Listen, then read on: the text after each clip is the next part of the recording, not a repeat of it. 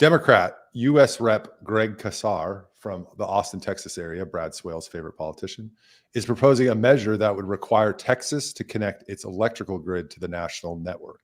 He is joining forces with progressive darling Alexandria Ocasio-Cortez to try to get this done. It's called the Connect the Grid Act. If you don't know, Texas has its own electrical grid that is separate from the national grid. What are your guys' thoughts on this? That will never happen. My initial thought, and this is completely irrelevant to this conversation, is every time someone says the grid, I like in my head, and I know this isn't accurate, I think of like wires underground that connect each other, like as one like physical large grid. I don't know. I mean, I think it goes to the conversation we were having before about kind of there being ulterior motives here.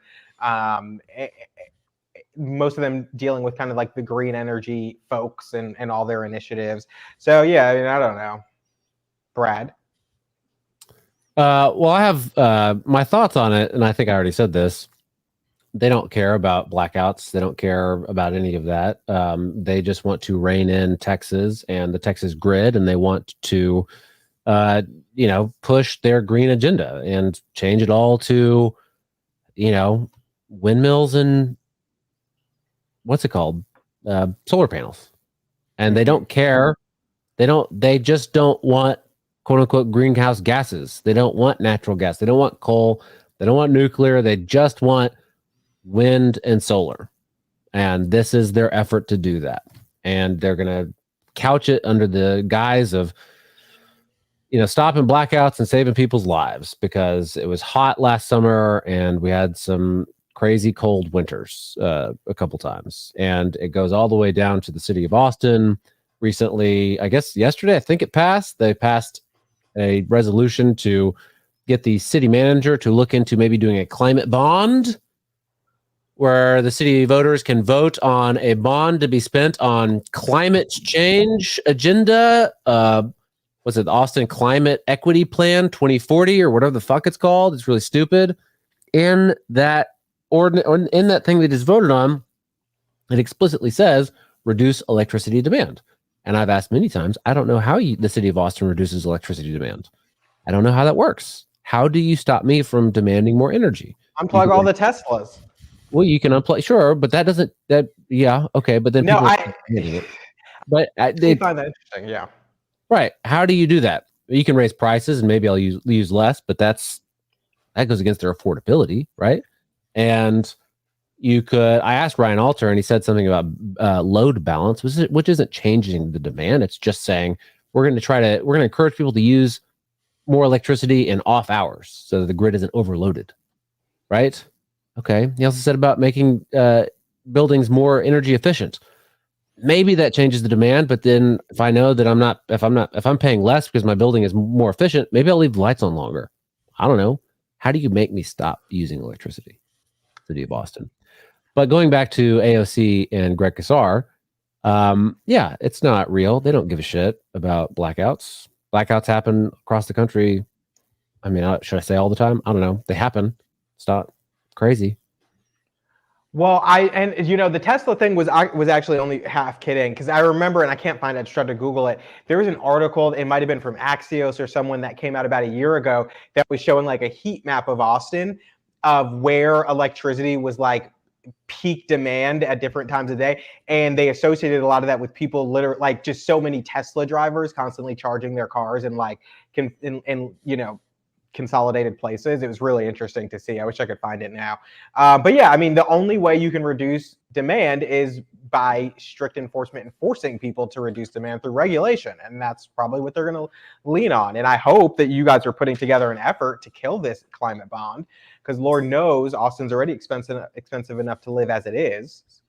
And you've offended Michael. No, of course I'm not. No, it's a waste of time. It's going to win. It's going to pass very easily.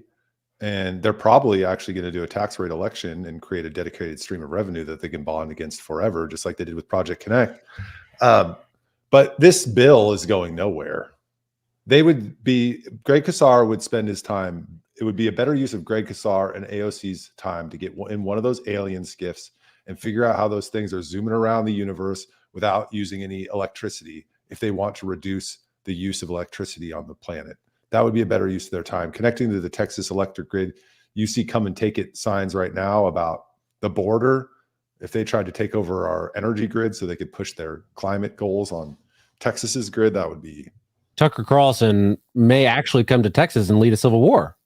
Yeah, he might go shopping at Aldi first because he really loves those carts that you put the coin in, and and it's also and the fact that it is going nowhere just simply because of the policy, but also having Greg Casar and AOC lead a reform that's dedicated to about Texas is also like another way to ensure that thing will die before it even gets a chance. There are some underlying political motivations there about turnout in the upcoming election and turning Texas blue, and like that's also part of their motivation for bringing this in an election year. But I don't know if it'll move the needle there. Speaking of, what? Did you have something? Well, I had a question. Sure. A question. So every time I watch a movie, you got a male lead and a female lead, right? And I asked my wife, because I don't know, I don't read People magazine, but I feel like those people probably sleep together pretty often. I think that movie happens in movies, not in the movie, but like behind the scenes. Charles, come on. Oh, the actors, the two actors. Actors, right? They probably I do. see where this is going. Right? Oh God. What? I don't know. I just wrote. Do you think that is Congress? Other than the senators, what was his, the guy that got butt fucked on the Senate floor, other than him, is it pretty incestuous up there, do you think? What?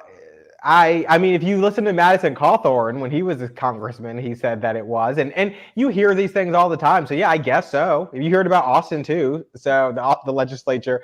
So yeah, I wouldn't be. Are you talking about Slayton? Or are you talking about someone else? No. That's different. But yeah, I'm just talking about like the legislature as a body. You hear that they like each other's bodies. Do you hear that? I don't know. That's why I asked y'all, because y'all are more involved at like. I hear that.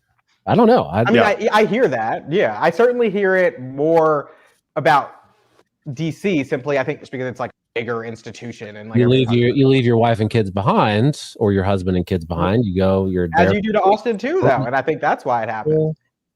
Michael, what do you think? Yeah, it happens. So outside of the Slayton type situations where we don't need to get into that, but outside the Slayton things and the sex parties that Madison Cawthorn is talking about, which are real, there's always a scandal with a rep about an extramarital affair. It's not always with another rep. So is Greg Casar and AOC hooking up? I don't know. I doubt it. It's possible, but our friend of the show guest, Tony O, just put out an article just the other day that caught Drew Springer and Claudia Ordaz at some restaurant together.